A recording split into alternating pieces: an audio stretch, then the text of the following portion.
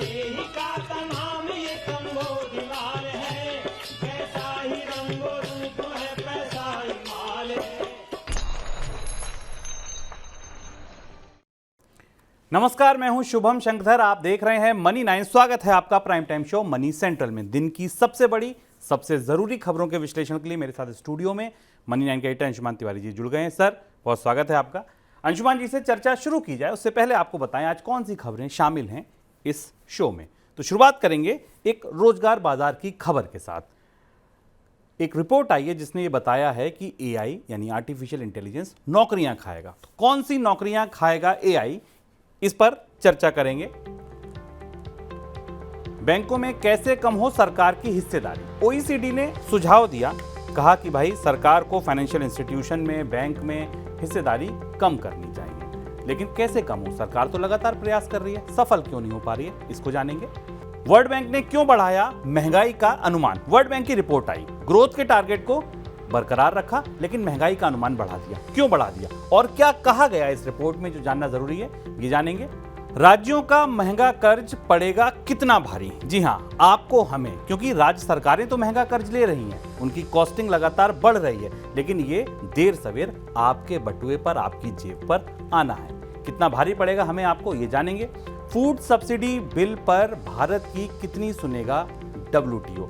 भारत कहता है कि फूड सब्सिडी के लिए हमें जरूरी है खाद्य सुरक्षा के लिए खाद्य का भंडार रखना, लेकिन खाद्य का भंडार रखने पर पश्चिमी देश नाराज हैं। WTO में अब बातचीत होगी। यूरोपीय देशों ने कहा है कि ठीक है, भारत से हम बात करेंगे। कितनी सुनी जाएगी भारत की, ये जानेंगे। और अमेरिका चीन एक बार फिर आए आमने सामने, क्या वजह है, इस बार मुद्दा क्या है, ये भी समझेंगे। शुरुआत लेकिन मक्के की खबर के साथ। घरेलू बाजार में मक्के की कीमतें बढ़ने की वजह से इसका निर्यात प्रभावित हो रहा है। ट्रेडर्स के मुताबिक पाकिस्तान की करेंसी में गिरावट की वजह से वहां के कारोबारी ग्लोबल मार्केट में करीब $30 के डिस्काउंट पर मक्का बेच रहे हैं। भारतीय मक्का का भाव ज्यादा होने की वजह से ग्लोबल मार्केट में उसकी मांग कम है। इस साल अप्रैल से जुलाई के दौरान भारत से 10.54 लाख टन मक्के का एक्सपोर्ट हुआ, जो पिछले साल इसी दौरान 11.63 लाख टन हुआ था। सर, निर्यात के इस बाजार में भी भारत को आपको लगता है चोट पहुंचेगी? मक्के की फसल को लेकर जो अनुमान आए हैं, हमने जो आपको कल बताए थे, हालांकि फसल के उत्पादन के अनुमान अभी नहीं आए, पर बुआई के अनुमान बता रहे हैं कि मक्का भी महंगाई वाली उन फसलों की किश्त में शामिल हो गया है, उस लिस्ट में आ गया है जिस लिस्ट में पैडी और दालें पहले से शामिल हैं, यानी धान और दाल पहले से शामिल है। मक्के को लेकर भारत की चुनौती अब निर्यात बाजार में काफ़ी बड़ी है, क्योंकि पाकिस्तान का मक्का सस्ता भी है और विनिमय दर का फ़ायदा भी पाकिस्तान को मिल रहा है, क्योंकि पाकिस्तान का रुपया बुरी तरह टूटा हुआ है। इसलिए दोनों परिस्थितियों में भारतीय निर्यातकों के लिए एक तो घरेलू बाजार में महंगाई और दूसरा अंतर्राष्ट्रीय बाजार में प्रतिस्पर्धा, और कुछ ऐसी परिस्थितियाँ बन रही हैं जिससे दो महत्वपूर्ण निर्यात बाजारों में एग्रीकल्चर के चावल और मक्का, इन दोनों जगह पाकिस्तान भारत के बाजार का एक बड़ा हिस्सा ले रहा है, भारतीय बाजार में महंगाई को देखते हुए और मुद्रा विनिमय के लाभ के आधार पर। भारत का मक्का पूरी दुनिया में एथेनॉल के लिए भी जाता है, इससे पाकिस्तान के मक्के का भी इस्तेमाल होता है एथेनॉल बनाने में, और दूसरा इसके अलावा कैटल फीड और बाकी चीज़ों के लिए भी जाता है। तो इस साल पूरा का पूरा एग्रीकल्चर एक्सपोर्ट का मार्केट या कृषि निर्यात का पूरा ढांचा लगभग खरीफ की फसल बाजार में आने तक लड़खड़ा गया है। जितनी भी चीज़ें भारत महत्वपूर्ण ढंग से निर्यात करता था, उन सारे बाजारों में अब भारत का निर्यात रुक गया है। जिन भारतीय कंपनियों ने अपने विदेशी स्टाफ को भारत में नियुक्त किया हुआ है, उनसे जीएसटी की देनदारी के लिए सरकार की तरफ से नोटिस भेजा गया है। पिछले साल इसी मुद्दे पर आए सुप्रीम कोर्ट के एक फैसले के बाद कंपनियों को टैक्स नोटिस भेजा गया है।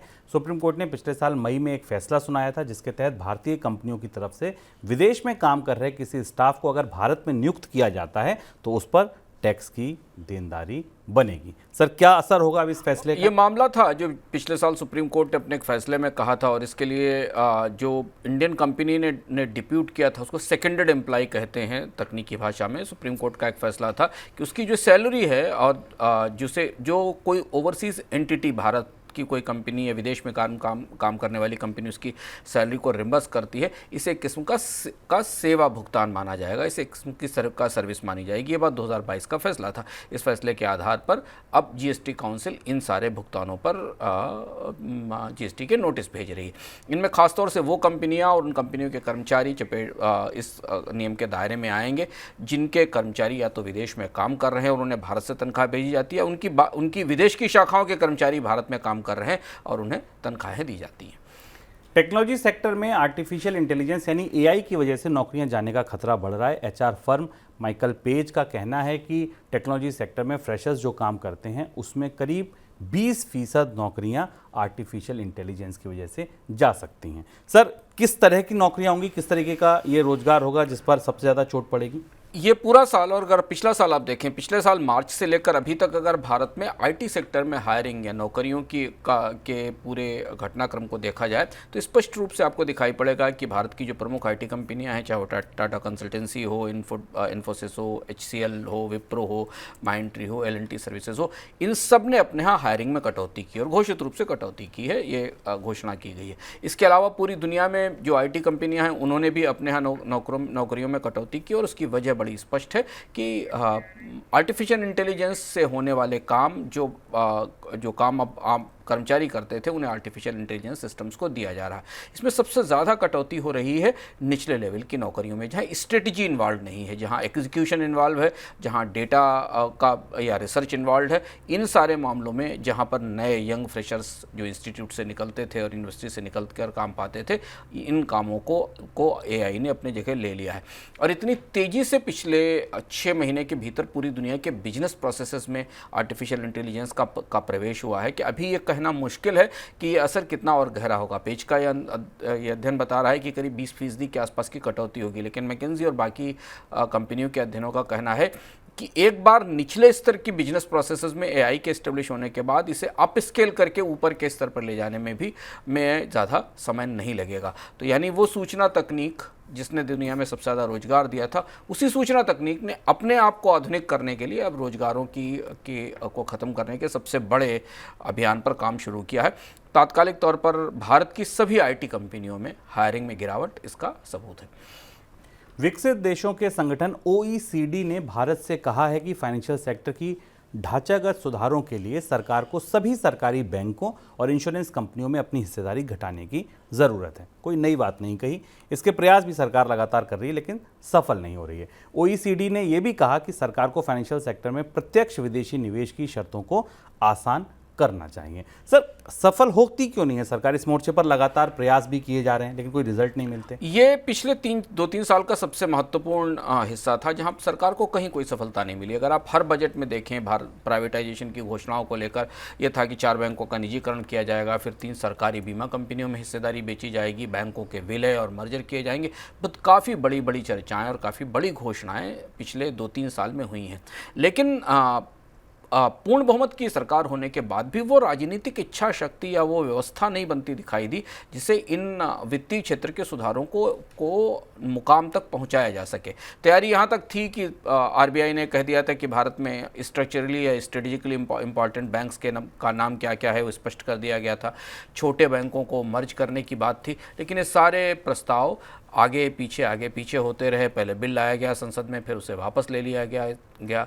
अभी स्थिति ये है कि एक सरकारी बैंक का विनिवेश जो कि किया ही जाना है LIC की लिस्टिंग के बाद IDBI बैंक का, वो भी पूरे 1 साल में नहीं हो पाया। उसे भी एक ग्राहक देखते हुए नहीं मिल रहा है बाजार में। अभी भी कोशिश चल रही कि उसे बेचा जा सके। तो वित्तीय क्षेत्र के सुधारों में कई सारे महत्वपूर्ण हिस्से हैं जो पूरे नहीं हो सके और अब अंतर्राष्ट्रीय एजेंसियां इसकी तरफ इंगित करने लगी हैं, इसकी तरफ इशारा करने लगी हैं। ऐसा इशारा इस समय इसलिए किया गया, इसकी वजह समझना ज़रूरी है।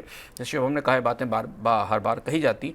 ज़रूरी यह है कि भारत ने अपने आप को, अपने कर्ज को अंतर्राष्ट्रीय बाजार में एक्सपोज किया है और अब भारत के बॉन्ड्स अंतर्राष्ट्रीय मार्केट में लिस्ट होंगे और वहां ट्रेड किए जाएंगे सरकार के बॉन्ड्स। और अब इस तरीके के सवाल, इस तरीके की टिप्पणियां, इस तरीके के सुधारों की अपेक्षाएं भारत से और ज़्यादा बढ़ जाएंगी जैसे जैसे भारत के सरकारी बॉन्ड ट्रेड होने जाएंगे, क्योंकि बैंकिंग सेक्टर के सुधार किसी देश की वित्तीय स्थिति का, वित्तीय व्यवस्था का बुनियादी हिस्सा होते हैं। वर्ल्ड बैंक ने अपनी ताजा रिपोर्ट में कहा है कि वित्त वर्ष 23-24 के दौरान भारत की GDP ग्रोथ 6.3% रह सकती है। विश्व बैंक का मानना है कि वैश्विक स्तर पर आर्थिक चुनौतियों के बावजूद भारत में ग्रोथ की रफ्तार बढ़ेगी। हालांकि विश्व बैंक ने यह जरूर कहा कि कैलेंडर वर्ष 2024 के दौरान भारत में औसत महंगाई 5.9% रह सकती है। सर, महंगाई का ये आकलन क्यों? आर्थिक विकास दर का आकलन 6.3% के आसपास है, जो कि स्वाभाविक था कि भारत की आर्थिक विकास दर 6.5% से नीचे रहेगी। विश्व बैंक ने कोई बदलाव नहीं किया, बढ़ोतरी नहीं की। हाल में कुछ एजेंसियों ने भारत के अनुमानों में बढ़ोतरी की थी, लेकिन विश्व बैंक ने अपने अनुमान को उसी पर स्थिर रखा है। तो आप मान सकते हैं कि ये साल भारत का 6.2-3% के आसपास की विकास दर पर केंद्रित होगा। पर महंगाई का आंकड़ा महत्वपूर्ण है। महंगाई के आंकड़े में दो तरह से महत्वपूर्ण बढ़ोतरी हुई। एक तो कच्चे तेल की कीमतों में लगातार तेजी का असर विश्व बैंक ने शामिल किया है और इसके आधार पर भारत में महंगाई के अनुमान को बढ़ाया है। रिजर्व बैंक के लिए चुनौती की बात है। रिजर्व बैंक की मौद्रिक समीक्षा की बैठक शुरू होने वाली है। हमें देखना होगा कि रिजर्व बैंक अपने महंगाई के अनुमान में क्या बदलाव करता है, क्योंकि अगले 3 महीने 4 महीने के दौरान रिजर्व बैंक के महंगाई के अनुमान पर बहुत कुछ निर्भर करेगा भारत में।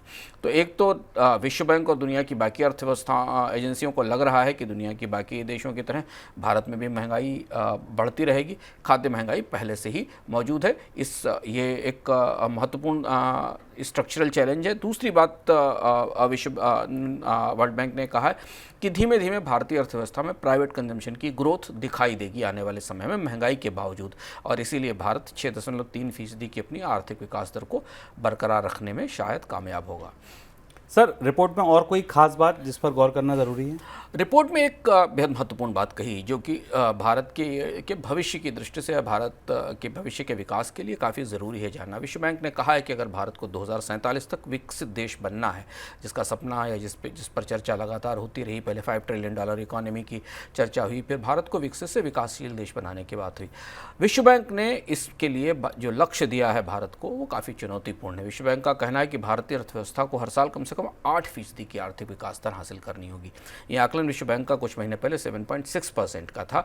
8% की आर्थिक विकास दर जब 2047 तक प्रतिवर्ष हासिल की जाएगी, तब भारत अपनी संपूर्ण आबादी की इनकम को उस लेवल पर ले जा पाएगा, उनके खर्च को और खपत की और ज़िंदगी को उस लेवल पर ले जा पाएगा जिस लेवल पर पहुंचने के लिए उसे 2047 में विकसित देश का दर्जा हासिल हो सकता है। लेकिन तब तक दुनिया की बाकी अर्थव्यवस्थाएं भी तेज़ी से बढ़ेंगी। 8% की आर्थिक विकास दर शुभम अभी इस साल क्या, अगले 3 साल के भी किसी अनुमान के आकलन में, जितने भी 2, 3, 4 साल के आकलन भी दिख रहे हैं, भारत की आर्थिक विकास दर में अत्यंत उत्साही आकलन भी भारत की आर्थिक विकास दर में फिलहाल अगले 3 साल तक 8% की विकास दर का आकलन देते नहीं दिखाई दे रहे हैं। और 8% की आर्थिक विकास दर हासिल करने के लिए भारत को ऊर्जा में, निवेश में, रोजगारों में हम जहां खड़े हैं उससे कई गुना ज़्यादा बढ़ोतरी करनी होगी, उससे कई ज़्यादा बड़ी मात्रा में पूंजी लानी होगी, उससे कई ज़्यादा बड़ी मात्रा में डिमांड जनरेट करनी होगी। तब आप 8% की औसत विकास दर सस्टेन कर पाएंगे, उसे संभाल पाएंगे। शहरों में गरीब और मध्यम वर्ग के लिए आवास की सुविधा को उपलब्ध कराने के लिए केंद्र सरकार जल्दी 60,000 करोड़ रुपए की ब्याज सब्सिडी स्कीम घोषित कर सकती है। इस स्कीम के तहत शहरों में 50 लाख रुपए तक के होम लोन के ब्याज पर 3 से 6% की सब्सिडी का ऐलान किया जा सकता है। यह योजना 5 साल के लिए लागू हो सकती है। सरकार की एक्सपेंडिचर फाइनेंस कमेटी ने 60,000 करोड़ रुपए की सब्सिडी को मंजूरी दे दी है। जल्दी केंद्रीय कैबिनेट के सामने भी ये प्रस्ताव आ सकता है। सर, कैसे काम करेगी ये योजना? इस स्कीम की घोषणा प्रधानमंत्री ने लाल किले से अपने संबोधन के दौरान की थी, संकेत दिया था। इसके बाद इसका प्रारूप आया था। सेंट्रल के पिछले संस्करणों में इस पर चर्चा कर चुके हैं। 6.5% की इंटरेस्ट सबवेंशन सब्सिडी इसमें दी जाने वाली है। 3 से 6% तक की इंटरेस्ट सबवेंशन सब्सिडी दी जाएगी उन लोगों को जो 5 लाख रुपए के नीचे तक के मकान खरीदेंगे उनके लिए। लेकिन इसमें महत्वपूर्ण बात देखने वाली यह है कि सरकार 2 तरीके की दुविधाओं में फंसी दिखाई देती इस स्कीम के साथ। एक तरफ बाजार में ब्याज दरें बढ़ रही हैं, रिजर्व बैंक लगातार ब्याज दरों को ऊंचा रखे हुए, तो एक हाथ सरकार का ब्याज दरों में बढ़ोतरी को सहारा दे रहा है और दूसरी तरफ सरकार बजट से सब्सिडी देकर मकानों को सस्ते करने की कोशिश कर रही। दूसरी बात यहाँ समझना ज़रूरी है कि भारत में जो अफोर्डेबल हाउसेज हैं, जो सस्ते मकान हैं, जो बजट के मकान हैं, उनकी आपूर्ति भी कम हो रही है, उनकी उपलब्धता भी कम हो रही है और वो ज़्यादातर मकान अब शहरों के आसपास नहीं बल्कि दूर दराज के इलाकों में हैं। लेकिन फिर भी इस बात की कोशिश की जा रही है कि जो फर्स्ट टाइम बायर हैं, जो पहले बार घर खरीदने वाले लोग हैं, उन्हें इस सब्सिडी का लाभ पहुँचाया जा सके। ये माना जा रहा है कि जो इकोनॉमिकली वीकर सेक्शंस के लोग हैं या कम आय वाले वर्ग के लोग हैं, उन्हें 30 से 60 स्क्वायर मीटर के कार्पेट एरिया वाले जो घर हैं उन्हें सस्ता किया जा सकता है और उनके लिए कर्ज की राशि कम की जा सकती है। देश में महंगे स्मार्टफोन का बाजार तेजी से बढ़ रहा है। इस साल 1 लाख रुपए से ज़्यादा कीमत वाले स्मार्टफोन की बिक्री में 100% की ग्रोथ दर्ज की गई है। महंगे फ़ोन के बाजार में एप्पल और सैमसंग की हिस्सेदारी सबसे ज़्यादा है। महंगे स्मार्टफोन की प्री बुकिंग के ट्रेंड में ज़ोरदार बढ़ोतरी देखने को मिली है। जैसे सैमसंग के फोल्ड 5 फ़ोन जिसकी कीमत 1,85,000 रुपये है, इस साल इसकी 1.5 लाख प्री बुकिंग ऑर्डर मिले। पिछले साल ये आंकड़ा 1 लाख का था। छोटे शहरों और कस्बों में फ़ोन खरीदने के लिए आसान EMI का विकल्प उपलब्ध होने से भी महंगे फ़ोन की बिक्री में बढ़ोतरी हुई है। इस बीच एक खबर और कि देश के अलग अलग हिस्सों में 5G का सफल परीक्षण करने के बाद इसका नेटवर्क तेज़ी से बढ़ रहा है। वॉइस और वीडियो कॉलिंग के अलावा इंटरनेट की दुनिया में क्रांति लाने के लिए 5G का प्रसार तेज़ी से बढ़ रहा है। यही वजह है कि देश में इस साल अब तक 3.1 करोड़ यूज़र्स के 5G फ़ोन में अपग्रेड होने की उम्मीद है कि इतने लोग 5G फ़ोन में अपग्रेड कर जाएंगे। इसका अनुमान कहाँ से आया? एरिक्सन कंज्यूमर लैब की ग्लोबल एक रिपोर्ट आई, उसमें उस सर्वे में ये बात पता चली। सर, टेलीकॉम बाजार में ये शिफ्ट किस ओर इशारा करता है? ये बड़ा शिफ्ट है। ये सर्वे की रिपोर्ट बता रही है कि करीब 3.1 करोड़ लोग, 31 मिलियन लोग इस साल 5G की तरफ शिफ्ट कर जाएंगे, यानी वो अपने हैंडसेट 5G हैंडसेट लेंगे या उनके हैंडसेट में 5G सर्विसेज होंगी। और दूसरा 39 से 40% लोग ऐसे हैं जो मूव करना चाहते हैं 5G सेवाओं की तरफ। भारत में 5G का नेटवर्क या 5G की सेवाएं, हालांकि क्वालिटी 5G की जैसी नहीं है, 5G में के नेटवर्क में वो स्पीड और सुविधाएँ नहीं हैं, लेकिन नई जनरेशन आते ही भारत में इस नई जनरेशन के फ़ोन की सर्विसेज को यूज़ करने का नेटवर्क और प्रचलन तेज़ी से फैल रहा है। और शायद अगले 1 साल के भीतर भारत दुनिया में सबसे फास्टेस्ट ग्रोइंग 5G बाजार हो जाएगा। ये खबर तो हमारे लिए अच्छी है, क्योंकि भारतीय अर्थव्यवस्था में नेक्स्ट जनरेशन के फ़ोन आ रहे हैं। पर इसमें 2 महत्वपूर्ण तथ्य हैं जो जानना ज़रूरी है।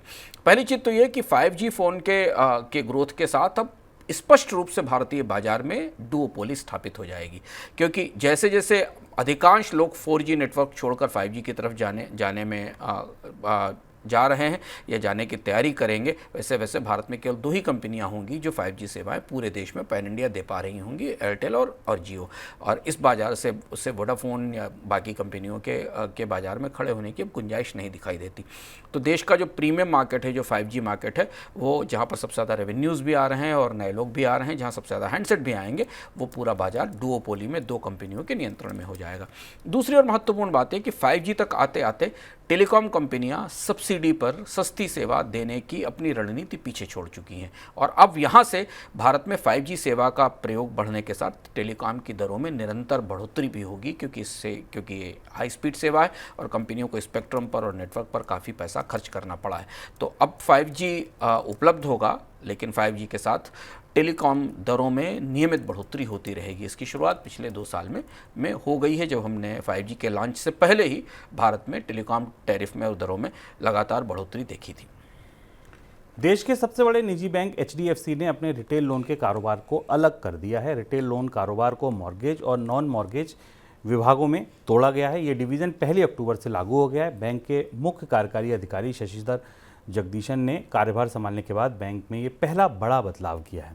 बीते 2 वर्षों के दौरान बैंक ने अपनी शाखाओं का भी तेजी से विस्तार किया हुआ है। सर, ऐसा करके HDFC क्या हासिल करना चाहता है? HDFC की ये रणनीति बाजार को एक नए दिशा की तरफ ले जाती है। HDFC ने अपने विलय के बाद अपने पूरे लोन के कारोबार को अलग तरह से एक अलग ढांचे में तैयार किया है। हालांकि HDFC हाउसिंग फाइनेंस में और बैंक के तौर पर अलग अलग लोन देता था, लेकिन ये एक नए तरीके की रिस्ट्रक्चरिंग है बड़े बैंक में, जहां रिटेल लोन का पूरा कारोबार अलग अलग तरीके से बांट दिया गया है। कंपनी की कोशिश है कि इससे लागत कम की जा सके और कंपनी के संचालनों को और HDFC के संचालनों को और बेहतर किया जा सके, क्योंकि HDFC मुख्य रूप से भारत की सबसे बड़ी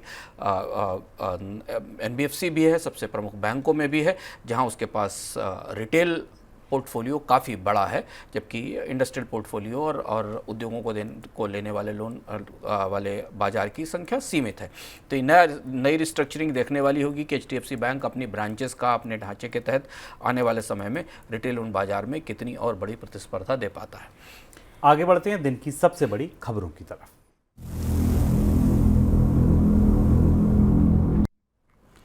ग्लोबल लेवल पर खाद्य सब्सिडी को लेकर WTO की सख्ती को कम करने के लिए भारत की तरफ से लगातार प्रयास किए जा रहे हैं और उनका असर भी अब कुछ दिखने लगा है। इस मुद्दे पर अब यूरोपियन यूनियन ने WTO में भारत के साथ चर्चा करने की बात कही है।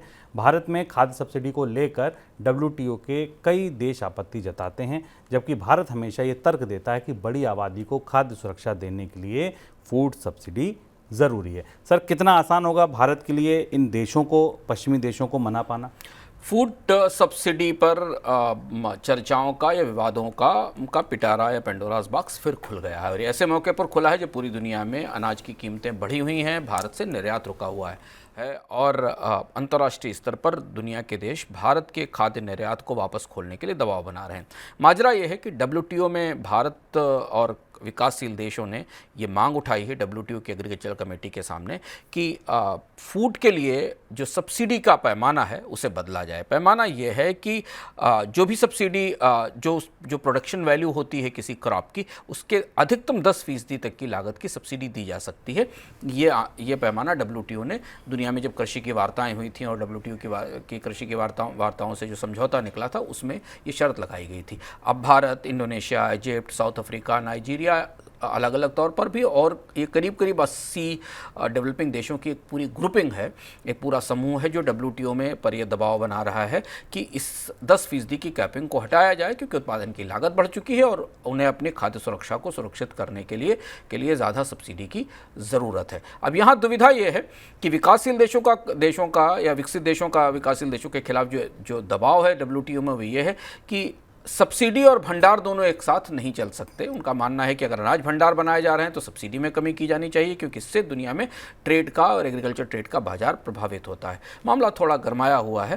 भारत से निर्यात के खिलाफ विरोध कई आधिकारिक रूप से WTO में दर्ज कराया गया और इसलिए भारत और EU के बीच इस बात संदर्भ में वार्ता शुरू हो रही, पर अमेरिका का रुख इस मामले में कुछ ज़्यादा सख्त दिखाई दे रहा है। अमेरिका की तरफ से इस संदर्भ में रियायत देने जैसी कोई बात अभी नहीं की गई है।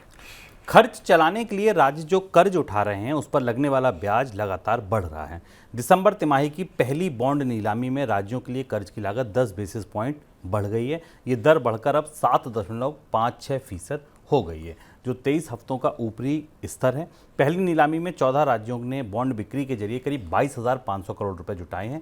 कर्ज जुटाने के लिए बॉन्ड की अवधि को 17 साल से घटाकर 13 साल किए जाने के बावजूद कर्ज की लागत बढ़ गई है। सर, किस तरह नजर आएगा ये महंगे कर्ज का असर?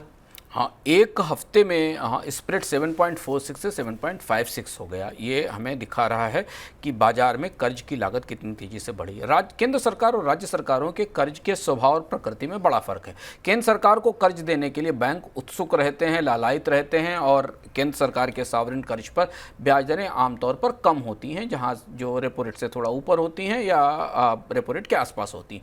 पर राज्य सरकारों के साथ बैंक या वित्तीय संस्थाएँ या म्यूचुअल फंड जो भी उनको कर्ज देते हैं वो बिल्कुल मुरव्वत नहीं करते। राज्य सरकारों की वित्तीय स्थिति जैसी है, खराब है, कमज़ोर है, उनकी बैलेंस शीट्स खराब हैं, फिस्कल डेफिसिट बढ़े हुए हैं, नुकसान हो रहा है, उस स्तर पर उनका आकलन किया जाता है। अब आप कल्पना करें कि आज से 2-3 साल पहले भारत के आम लोगों को जिस दर पर होम लोन मिलता था उस दर पर राज्य सरकारों को अब कर्ज मिल रहा है। 7.5% से ऊपर की दर पर कर्ज मिल रहा है और ये भी एवरेज रेट है। कुछ राज्यों को इससे ज़्यादा दर पर भी मिला होगा क्योंकि उनकी आर्थिक स्थिति खराब है। अब यहाँ से हमें एक महत्वपूर्ण संकेत दिखाई देता है कि ब्याज दरों में तो बढ़ोतरी की पार्टी अभी शुरू हुई, अभी तो कहानी लंबी चलेगी। अभी RBI की मौद्रिक पॉलिसी की समीक्षा होनी है, दुनिया भर में ब्याज दरें ऊँची रहने वाली हैं, महंगाई का ये दंगल और लंबा चलेगा। राज्य सरकारें जब इस समय 7-7.5% के आसपास की दर पर कर्ज उठा रही हैं और उनकी अर्थव्यवस्थाओं में जो रेवेन्यू की ग्रोथ रेट है वो 3 से 4 या 5% से ज़्यादा नहीं होने वाली है। केंद्र सरकार की तरफ से GST के नुकसान की भरपाई बंद हो चुकी है। राज्य सरकारों के वित्तीय परिस्थिति पर इस महंगे कर्ज का असर 6 महीनों में हमें दिखाई देने लगेगा।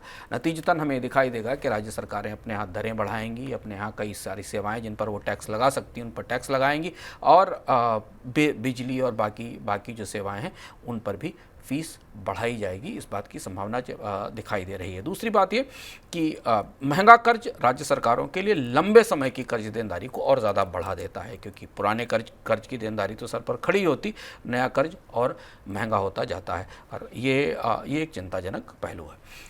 अमेरिका ने आरोप लगाया है कि चीन की दवा कंपनियां उसके यहाँ घातक दवाओं की सप्लाई कर रही हैं जिससे अमेरिका के नागरिकों की जान को लेकर खतरा है। अमेरिका ने चीन की कुछ कंपनियों और उन कंपनियों के कर्मचारियों के खिलाफ कार्यवाही भी की है और इस तरह से अभी अमेरिका और चीन के बीच ये फिर एक नया विवाद है जो गर्म हो रहा है, जिसके बाद रिश्ते जो हैं थोड़े तल्ख हो सकते हैं। सर, क्या है ये पूरा मामला? चीन और अमेरिका के बीच फार्मास्यूटिकल को लेकर रिश्ते और ज़्यादा ख़राब होते दिखाई दे रहे हैं। फार्मास्यूटिकल के मामले में अमेरिका चीन पर बड़े पैमाने पर निर्भर है। ये बात अमेरिका के अलग अलग कांग्रेसमैन और अमेरिका के कांग्रेस की बैठकों में भी उठाई जाती रही, लेकिन अब ये मामला खुलकर सामने आ गया। एक ऐसी दवा पाई गई जिस दवा के ऊपर प्रतिबंध भी लगाया गया और सख्ती भी की गई। लाइफ सेविंग ड्रग्स के मामले में चूंकि अमेरिका की अपनी फार्मास्यूटिकल इंडस्ट्री पिछड़ गई और सामान्य और सस्ती दवाएं जो आमतौर पर अमेरिकन इस्तेमाल करते हैं उनके लिए उनका चीन से आयात बढ़ता चला गया, ये सबसे बड़ी चिंता की बात है।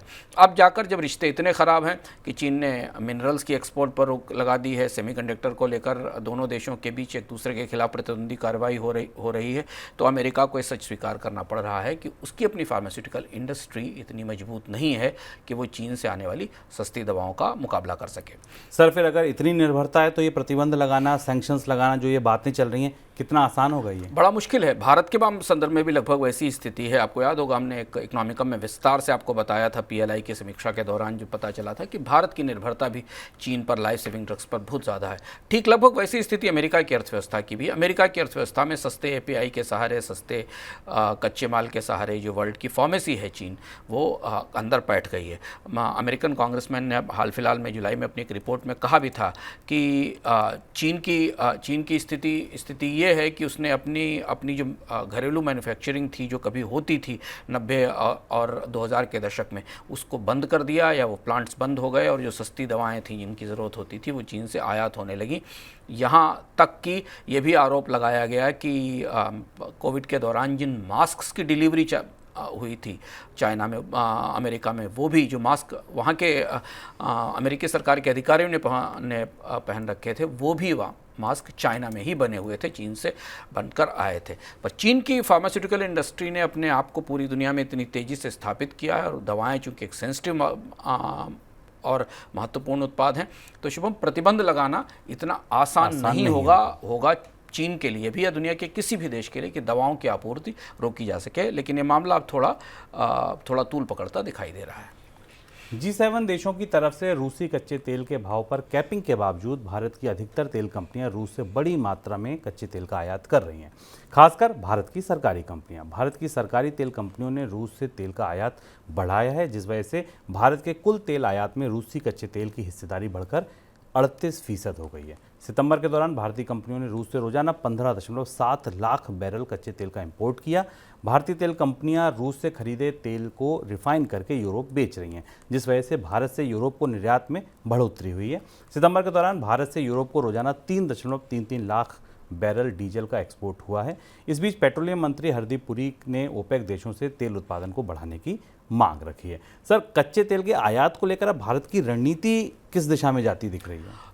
तेल बाजार को लेकर 2-3 महत्वपूर्ण घटनाक्रम हैं जो हमारे सामने दिखाई दे रहे हैं। ओपेक की बैठक चल रही है जो इस कार्यक्रम को रिकॉर्ड करने तक उसका नतीजा नहीं आया था, शायद हम कल आपको बता पाएंगे। उस बैठक पर सबकी निगाहें हैं कि क्या ओपेक के देश उत्पादन में और ज़्यादा कटौती करेंगे, क्योंकि कच्चे तेल की कीमतें $90 के आसपास आ गई हैं और अंतर्राष्ट्रीय स्तर पर मांग कम होने की स्थिति में ओपेक एक और कटौती का ऐलान कर सकता है या रूस एक कटौती का ऐलान कर सकता है। ये देखने वाली बात होगी। और ऐसा नहीं होता, संभावना अगर पुराने कार्यक्रम पर ही निर्धारित रहने की है तो कच्चे तेल की कीमतें 90 से $95 के आसपास घूमती रहेंगी, ये देखने की बात है। इस बीच भारत को अब इस कच्चे तेल की आग की तपिश महसूस होने लगी है। हालांकि सरकार की तरफ से प्रत्यक्ष रूप से कहा गया कि कच्चा तेल $100 भी हो जाए तब भी हम मैनेज कर लेंगे, लेकिन भारत की तरफ से ओपेक से आधिकारिक रूप से अपील की गई कि उत्पादन में बढ़ोतरी की जाए।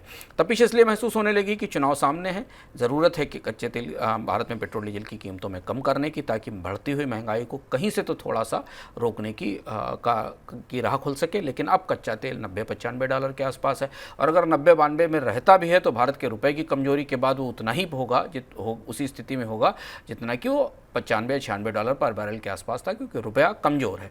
भारत की कच्चे तेल की रणनीति में अब 2 पहलू दिखाई देते हैं। एक तो ये कि सरकारी कंपनियां कच्चे तेल का आयात रूस से कर रही हैं G7 के नियमों का उल्लंघन करने के बाद भी, और उस निर्यात के जरिए उसे यूरोप के बाज़ारों में भेज रही हैं। इसका कोई फ़ायदा भारतीय उपभोक्ताओं को नहीं मिल रहा। भारतीय उपभोक्ताओं के लिए पेट्रोल डीजल की कीमतों में कोई कमी नहीं हो रही है। ये आयात विशुद्ध रूप से रिफाइनिंग का फ़ायदा लेने के लिए किया जा रहा है। दूसरा ये कि भारत ने इराक के बाज़ार को टैप करने की कोशिश की है। इराक का तेल थोड़ा सा सस्ता है ब्रेंट क्रूड के तुलना में, वहाँ से इस आयात की कोशिश की जा रही है। लेकिन फ़िलहाल क्योंकि रशिया जो कि एक बड़ा सप्लायर था वो आधिकारिक रूप से तेल की कीमत बढ़ाने वाले समूह के साथ है और उसका हिस्सा है। तो भारत के लिए ये मैनूवर करना थोड़ा चैलेंजिंग होगा आने वाले समय में। और जिस तरीके के आकलन हमने आपको बताया कि जेपी मॉर्गन दुनिया भर की एजेंसियां मान रही कच्चे तेल की कीमतें इस साल $100 तक जा सकती। ऐसी स्थिति में चुनावों का ये मौसम कच्चे तेल की महंगाई की छाया में होगा और तब राजनीतिक रूप से थोड़ी चुनौती ज़्यादा होगी। श्रमिकों की मांग में बढ़ोतरी के बीच अगस्त में अमेरिका में नई नौकरियों के मौके बढ़े हैं। अमेरिकी श्रम विभाग के मुताबिक अगस्त के महीने में अमेरिका में 96 लाख नई नौकरियों के मौके बने हैं, जबकि जुलाई में 89 लाख नए मौके बने थे। बाजार ने जुलाई में 88 लाख नई नौकरियों का अनुमान लगाया था। सर, नौकरियों के इस अनुमान को बाजार कैसे पड़ा? नौकरियां ज़्यादा हैं ये तो अच्छी बात है, लेकिन शेयर बाजार तो उल्टे चल रहे हैं। अमेरिका के शेयर बाजार के लिए हमेशा खासतौर से बढ़ती हुई ब्याज दरों के दौर में नौकरियां बढ़ना अच्छी खबर नहीं होती। अमेरिकी शेयर बाजार को इस बात की उम्मीद थी कि पिछले 1 साल से फेडरल रिजर्व ने ब्याज दरों में जो बढ़ोतरी की उससे अर्थव्यवस्था में थोड़ी कमजोरी आएगी, सुस्ती आएगी। फेडरल रिजर्व डरेगा और उसके बाद ब्याज दरों में बढ़ोतरी रोकेगा। लेकिन अमेरिकी अर्थव्यवस्था की जो रिजिलियंस है, जो क्षमता है, वो फिर उभर कर सामने आई। महंगाई ऊँची है, रोजगार और नई नौकरियां सृजित हो रही हैं। यानी फेडरल रिजर्व सही कह रहा है कि अर्थव्यवस्था में महंगाई की लड़ाई लंबी चलने वाली है और इसलिए बाजार इस आंकड़े को देखकर निराश हुआ, गिरा। उसकी वजह यह है कि फेडरल रिजर्व की अगली बैठक में इस बात की पूरी संभावना है कि या तो एक और बढ़ोतरी का ऐलान किया जाए, जैसा पिछली बैठक में कहा गया था, और कम से कम गाइडेंस तो फेडरल रिजर्व यही देने वाला है अपनी अगली बैठक में कि ब्याज दरों में बढ़ोतरी का दौर लंबा चलेगा। और इसीलिए हमने डॉलर इंडेक्स में भी मजबूती देखी, डॉलर में भी मजबूती देखी, क्योंकि ये सारे आंकड़े इस तरफ इशारा कर रहे हैं कि ब्याज दरों में कमी का मुहूर्त अभी बना नहीं है और ये 1 साल तक ब्याज दरों में कम की वापसी की उम्मीद नहीं है। आगे बढ़ते हैं मनी सेंट्रल झटपट की तरफ।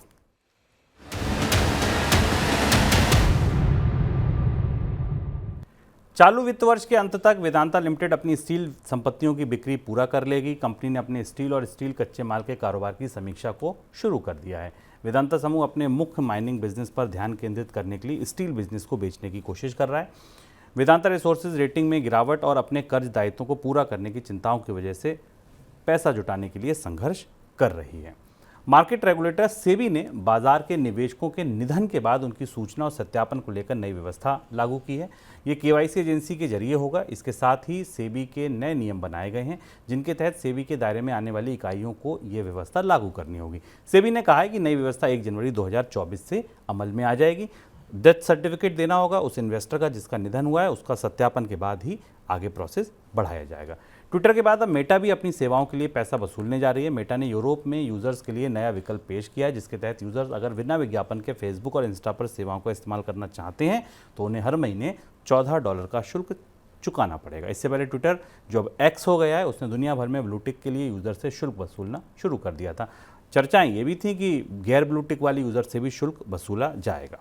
सर, कोई टिप्पणी आपकी? वेदांता का पुनर्गठन हम आपको लगातार अपनी खबरों में बता रहे हैं और अलग अलग कार्यक्रमों में बता रहे हैं। वेदांता अब अपने स्टील के बिजनेस से बाहर निकलना चाहती है। इलेक्ट्रो स्टील लिमिटेड में 2018 में वेदांता ने $4 बिलियन का निवेश किया था और ये माना जा रहा था कि भारत के स्टील बाजार में और दुनिया के स्टील बाजार में वेदांता एक महत्वपूर्ण ताकत के तौर पर उभरेगी।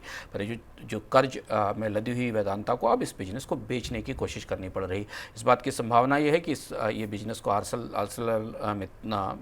मित्तल निपॉन स्टील को, टाटा स्टील को, JSW को या जिंदल स्टील पावर को, इनमें से किसी एक कंपनी को बेचा जा सकता है। इनके साथ बातचीत शुरू हो गई है और ये फैसला शेयर बाजार इसका दमसात कर इंतजार कर रहा है कि टाटा की वेदांता अपनी स्टील यूनिट को कितनी जल्दी बेचकर कर्ज चुकाने के लिए संसाधनों की व्यवस्था कर सकती है। ये था हमारा आज का मनी सेंट्रल। कल फिर आएंगे नए संस्करण के साथ। तब तक के लिए दीजिए इजाजत। आप बने रहिए मनी 9 के साथ। नमस्कार। ऐसे ही का तमाम ये कमो दीवार है, वैसा ही रंगो